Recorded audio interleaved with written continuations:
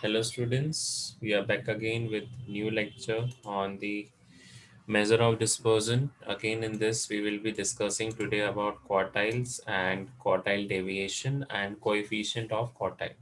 सबसे पहला फॉर्मूला बेटा आप जो पढ़ोगे वो है इंटर क्वार्टाइल रेंज. सो इंटर क्वार्टाइल रेंज अपन ने देखी है, that is Q3 minus Q1. Now we have know how to calculate Q3, we know how to calculate Q1. सो अगर Q3 और Q1 आ जाते हैं तो उनका डिफरेंस क्या हो जाएगा बेटा, उनका डिफरेंस हो जाएगा interquartile range. Then is quartile deviation बेटा. Quartile deviation is half of interquartile range. मतलब जो आपने Q3 माइनस Q1 करा था उसको अगर डिवाइड कर लूँ 2 से तो ये आपकी क्या हो जाएगी, half of interquartile range, that is IQR. फिर उसके बाद बेटा कोइफिशिएंट ऑफ क्वार्टाइल, जैसे अपन ने उसमें करा था रेंज में, largest minus smallest upon largest plus smallest. तो यहाँ पे Q3 आपका लार्जेस्ट नंबर होगा, so largest Q3 minus Q1 which is lower quartile. फिर उसको डिवाइड करेंगे lower quartile plus upper quartile, that is higher quartile plus अब लोअर क्वार्टाइल प्लस. क्लियर है फॉर्मूलाज? ओके. यहाँ पे अपन ने 4 फॉर्मूलेज देखे हैं. कौन कौन से बेटा, चलो मैं एक बार ब्लैक बोर्ड पे दिखा देता हूँ कि अपन ने कौन कौन से फॉर्मूले यहाँ पे डिस्कस करे हैं. सबसे पहला फॉर्मूला कौन सा डिस्कस करा है अपन ने, इंटर क्वार्टाइल रेंज. बताओ क्या है फॉर्मूला इंटर क्वार्टाइल रेंज का, बोलो क्या है भैया इंटर क्वार्टाइल रेंज का फॉर्मूला, बताओ क्रिश. Yes sir. क्या है फॉर्मूला इंटर क्वार्टाइल रेंज का? Sir H into L, S into L कहाँ एच से? Minus L. S minus L भी कहाँ से बेटा, Q3 माइनस Q1 है ना. क्वार्टाइल अच्छा. रेंज है, क्वार्टाइल की रेंज है, रेंज नहीं. अभी रेंज अलग होती है बेटा, इंटर क्वार्टाइल रेंज. रेंज का फॉर्मूला L माइनस एस है, तो यहाँ पे larger quartile minus smaller quartile. Hmm. चलो Saumya tell me quartile deviation formula, QD. चलो he is not able to attain. Now see, quartile deviation is Q3 minus Q1 divided by 2. Okay. फिर उसके बाद बेटा coefficient of quartile deviation. Coefficient of quartile deviation यहाँ पे क्या होगा, Q3 minus Q1 upon Q3 plus Q1. हो गया बेटा, आया समझ में क्रिश? क्रिश आ गया समझ में बेटा, बोलो. आई एम ऑडिबल बेटा क्रिश? Yes sir. आ गए फॉर्मूले समझ में? चलो now moving on to the next. ये तो हो गया आपके ये क्वार्टाइल. लास्ट वाला थोड़ा नहीं है. हाँ बेटा लास्ट वाला नहीं आया, कोएफिशिएंट है ना. देख अभी फॉर्मूले में यहाँ पे समझ में आएगा, अपन यहाँ पे फॉर्मूला निकालेंगे ना तो अपना आप समझ में आ जाएगा. अब देखो यस अपन सर. को क्या निकालना है, इंडिविजुअल सीरीज में निकालना है क्वार्टाइल रेंज, फिर क्या निकालना है क्वार्टाइल डेविएशन, और फिर क्या निकालना है कोएफिशिएंट ऑफ क्वार्टाइल डेविएशन. तीनों चीजें निकालनी है. पहले inter quartile range that is IQR, फिर क्वार्टाइल डेविएशन, और फिर निकालना है कोएफिशिएंट ऑफ क्वार्टाइल डेविएशन. तो बेटा यहाँ पे देखो बेटे अरेंज कैसे करेंगे, सबसे पहले असेंडिंग ऑर्डर में अरेंज करो. करो अरेंज. इसमें सबसे छोटा कौन सा वैल्यू है, क्वार्टाइल निकालने के लिए असेंडिंग ऑर्डर में अरेंज 80. करते कि नहीं करते? ओके तो ये हो जाएगा 80. चलो उसके बाद, वन उसके बाद 100. 100, फिर 120, 120. फिर उसके बाद 140. फिर 160, फिर फिर 160. 180, और आखिरी में 180. 200. तो बेटा अब 200. यहाँ पे अपन क्या कर रहे हैं, we are doing the arrangement of the observation in ascending order. फिर असेंडिंग ऑर्डर के बाद अपन क्या निकालेंगे, Q1 और Q3 निकालेंगे. तो फॉर्मूला क्या है Q1 का, what is the formula of Q1 in individual series, याद आ रहा है? अब देखो बेटा यहाँ पे n+1/4. अब देखो पहले अरेंज कर लिया अपन ने असेंडिंग ऑर्डर में, तो कितने नंबर ऑफ आइटम्स हैं, tell me how many number of items are there? 7. So अभी n+1 लगाया तो क्या होगा, 7+1 8, 8/4 कितना हुआ, 8/4 कितना होगा, बोल। 2. 2। सो सेकेंड टर्म कौन सा है आपका, कौन सा है सेकेंड टर्म, 100. 100। तो ये आपका क्या बन जाएगा बेटा, Q1। अब Q3 निकालने के लिए 3n+1/4, सो ये हो जाएगा 3 × 8 / 4 यहाँ 4 2 8 कैंसल हुआ और 3 2 6। तो आप सिक्स टर्म कौन सा है आपका, 180। ठीक है, तो ये आपका Q3 हुआ। अब बेटा मेरे पास Q1 और Q3 आ गए। Now I have Q1, I have Q3। तो अब Q1 और Q3 निकालने के बाद अपन सिंपल फॉर्मूला लगाएंगे। तो अपना Q1 आ गया आपका 100, Q3 आ गया आपका 180। अब अपन फॉर्मूला लगाएंगे, क्वार्टाइल रेंज का फॉर्मूला क्या है, क्वार्टाइल रेंज का फॉर्मूला है Q3 माइनस Q1, सो 180 माइनस 100 क्या आया आंसर क्वार्टाइल रेंज का,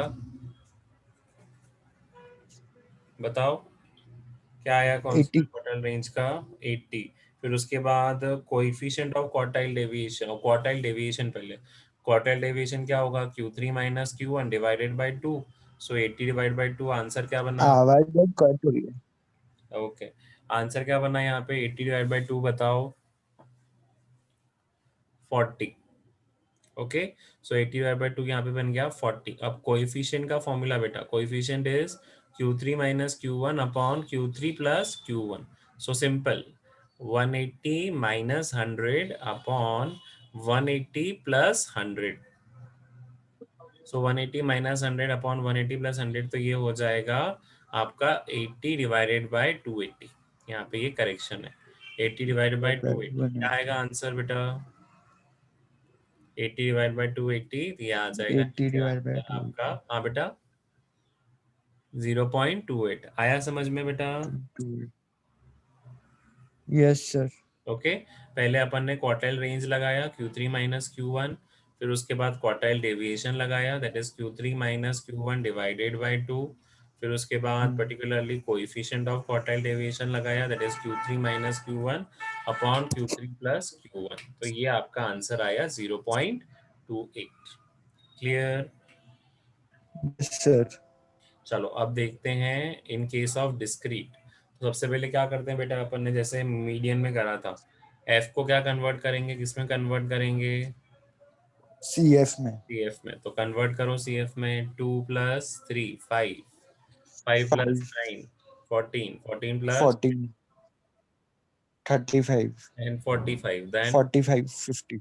अब n/4 करा 50. तो 50/4 कितना होगा बेटा, 50/4 हो जाएगा 12.5। अब 12.5 किसके अंदर आएगा, 5 के अंदर आएगा कि 14 के अंदर आएगा, 40.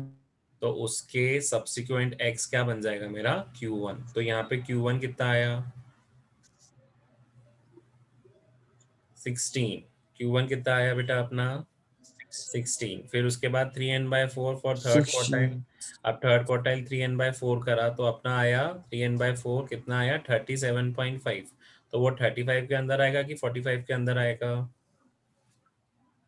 37.5 किसके अंदर आएगा,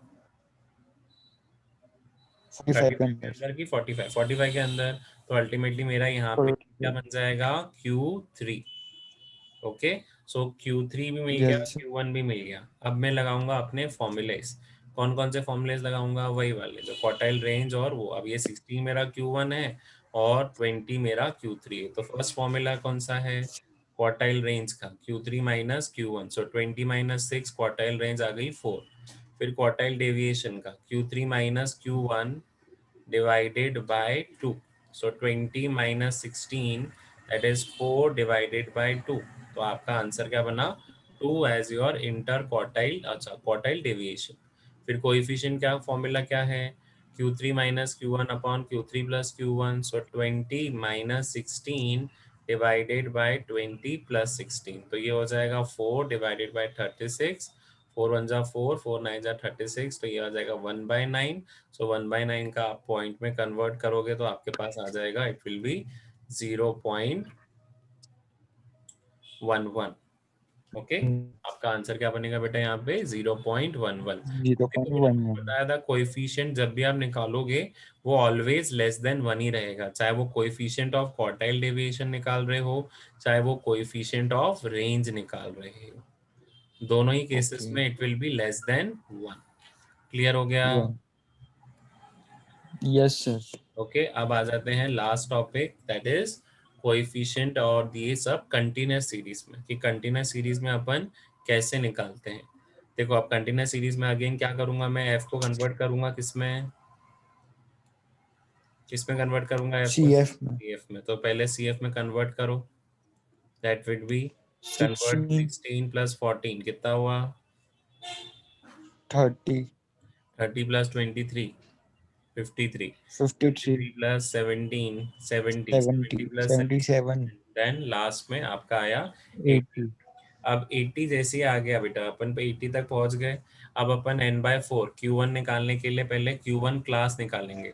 सो n/4 करा, 80 डिवाइड बाय 4 करा, कितना आया 20। तो 20 कहाँ पे लगाऊंगा मैं, 20 किसके अंदर आएगा, 16 के अंदर की 30 के अंदर। 30, तो ये अपनी क्या बन 30. गई, Q1 क्लास। ये क्या बन गई अपनी Q1 क्लास। तो अब Q1 क्लास के बाद अपन फॉर्मूला लगाएंगे। Q1 class. Q1 क्लास के बाद फॉर्मूला कैसा लगेगा, L plus n/4 minus C F upon F into H. अब देखो लोअर लिमिट क्या है मेरी यहाँ पे, लोअर लिमिट इज 10। फिर उसके बाद n/4, 10, n/4 निकाला, n/4 कितना है मेरा 20। फिर सी एफ क्या लेते हैं, सी एफ लेते हैं उसके पीछे वाला, तो सी एफ कितना है 16। और फ्रीक्वेंसी क्या लेते हैं, उस क्लास की फ्रीक्वेंसी लेते हैं जिस क्लास का अपन ने Q1 क्लास कंसिडर करा है। So it will be 10 plus 20 minus 16 divided by 14 multiplied by 10। So ये हो जाएगा 10 प्लस 4 अपॉन में 14 into 10, so which will be equals to 10 plus 40 divided by 14। सो आपका आंसर आ जाएगा 12.86। निकाल लिया? yes, sir. अब ये देखो Q1 निकालने के बाद अपन क्या निकालेंगे बेटा, अब Q3, क्योंकि Q3 निकालने के बेटा तो आगे अपन बन ही नहीं पाएंगे। सो Q1 अपन ने निकाल लिया, अब now we will go for calculation of Q3। Again वही कन्वर्ट करो, सी एफ को अपना सी एफ निकाल के रखी है पहले से ही मैंने। अब क्या करूँगा 3n/4। सो 3n/4 के लिए क्या होगा, 3n/4 मतलब 3 × 80 डिवाइडेड बाय 4। सो ये 420 का हो गया, 3 × 20 कितना हो गया 60। अब बताओ 60 किसके अंदर आएगा, 53 के अंदर की 70 के अंदर, 70.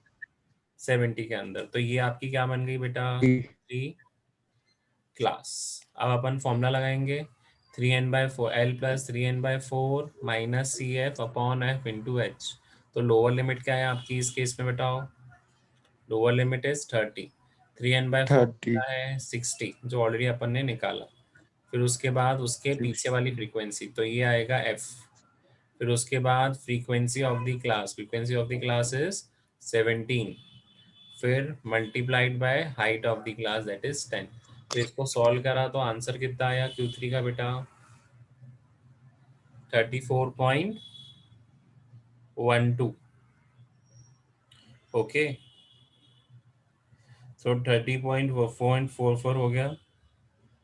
अब इसमें क्या बोला कि भैया ये जो आएगा 34.12। Now we will go for calculation of your different things. सबसे पहला क्या निकालूंगा, क्वार्टाइल रेंज। तो Q3 माइनस Q1 करा, 34.12 minus 12.86, this will be equals to 21.26। क्या आ गया आपका क्वार्टाइल रेंज। फिर क्वार्टाइल डेविएशन का formula, Q3 minus Q1 divided by 2। तो ये आ जाएगा 21.26 डिवाइड बाई 2 दैट इज 10.63। फिर कोइफिशिएंट के लिए formula Q3 minus Q1 upon Q3 plus Q1। So 34 minus 12.86 divided by 34.12 plus 12.86। तो आपका आंसर बनेगा 21.26 डिवाइडेड बाय 46.98। तो आपका आंसर क्या बना बेटा इस केस में, in this case your answer will be equal to 0.45। क्या आंसर आएगा बेटा इस केस में, 0.45। ये आपका आंसर हो गया क्वार्टाइल के केस में। क्लियर है बेटा, is it? Yes, sir. Okay, now we will focus on the next topic. चलो नेक्स्ट टॉपिक अपन नेक्स्ट क्लास से कंटिन्यू करेंगे, that will be your new topic of your particularly. अपन फिर मीन डेविएशन पे आएंगे। अब इसके बाद अपन किस पे आएंगे बेटा? अपन इसके बाद अपन आएंगे मीन डेविएशंस और उन सब चीज़ों पे। सो वो अपन स्टार्ट करेंगे अपन न्यू लेक्चर से। चलो, thank you students for listening today's lecture. Do subscribe my channel for further updates. Do share the video with your friends, those who are finding it difficult to solve the statistical problem, and do hit the like button if you like the content. Thank you, students.